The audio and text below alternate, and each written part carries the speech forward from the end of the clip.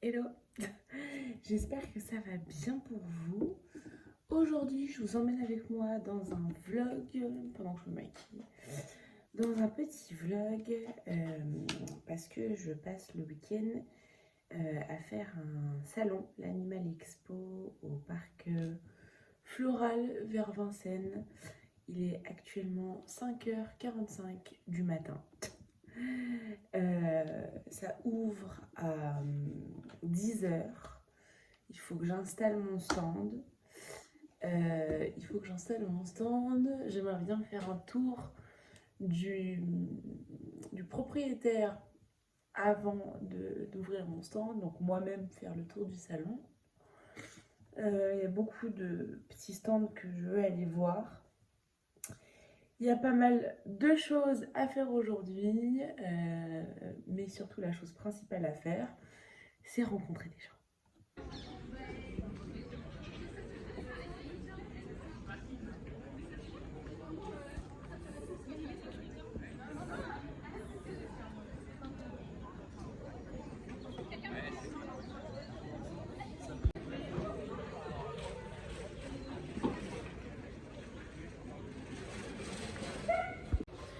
C'est bon, je me suis enfin installée, il y a un petit couac sur le stand parce que j'avais pas de table ni de chaise alors que normalement c'est, quand tu fais un salon ça devrait être prévu. Oulala. Mais voilà, c'est chose réglée avec la petite pancarte derrière, je suis trop contente. Et là ça devrait commencer.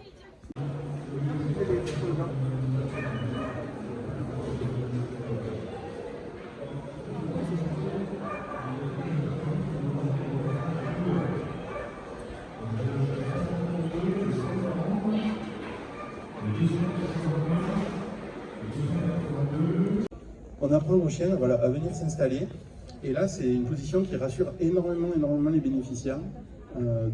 Par exemple, la personne fait ses courses avec son épouse ou avec sa conjointe ou avec son conjoint. Il doit attendre au bout d'un rayon, il commence à avoir beaucoup de monde autour de lui. Il se focalise sur le chien et il va pouvoir passer cette période un peu compliquée, le temps que la personne revienne. Mais ça, c'est des situations qui arrivent vraiment régulièrement chez nos bénéficiaires. Salon, le bénéficiaire est assis sur sa chaise et va faire une petite crise d'angoisse. Donc souvent, ça se manifeste par des comportements inadaptés, donc ce genre de tremblement. Alors ça peut être des grattages, ça peut être des tremblements. C'est comme ça en fait qu'on éduque nos chiens. C'est-à-dire que les chiens, ils ne ressentent pas le stress. Enfin, en tout cas, on ne les éduque pas à ça. En première intention, on les apprend à détecter des mouvements comme ça, un petit peu répétitifs et inadaptés. Et quand le chien voit ça, il va venir poser sa tête, effectuer une pression. Alors selon les cas, il peut venir, si c'est la nuit, il peut venir gratter, lécher pour réveiller la personne d'un cauchemar, ou poser sa tête, ou poser ses pattes. Mais en gros, l'idée c'est qu'à chaque fois qu'il y a un comportement inadapté, le chien vient interrompre la crise. Et ça c'est très important parce que des crises de vivre au mois de juin dernier. Faites-nous des goodies, hein. Moi je voudrais bien avoir mon petit mug avec Siago dessus. Donc vous allez nous expliquer, alors comment ça se passe concrètement? Imaginons, nous sommes au concours du meilleur chien de race, tout confondu. Qu'est-ce qui regarde les jurys exactement? Souvent, mais comme beaucoup de chiens, ce qui peut y avoir comme risque, c'est un chien qui n'est pas éduqué. Le problème, c'est que les gens, ils prennent un grand chien comme ça, qu'il soit berger allemand ou autre, hein, mais ils ne l'éduquent pas, ils le laissent tout faire. Alors ça fait ensuite comme les gamins. Un gamin qu'on laisse tout faire, il fait des bêtises. Il fait des bêtises, alors il y en a, ils font des petites bêtises, puis il y en a, ils font des grosses bêtises. Donc quand on prend un berger allemand, la première chose qu'il faut penser, c'est pouvoir l'éduquer. Avoir assez de caractère pour l'éduquer, parce que c'est un chien qui a du caractère. Il a été sélectionné pendant des années aussi pour protéger sa famille. Donc il a un peu de tempérament. Et ce qu'il faut, c'est pouvoir, maintenant on en parle de plus en plus avec le bien-être animal, mais l'éducation en règle générale, ça commence par la réflexion avant l'achat. Est-ce qu'on sera capable déjà d'avoir un chien, quelle que soit la race? Et ensuite, quand on l'a, il faut pouvoir prévoir tout, comme quand on a un enfant.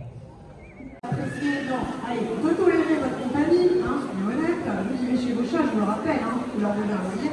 Donc nos petits chats n'ont pas besoin d'un congénère chat pour survivre et être heureux.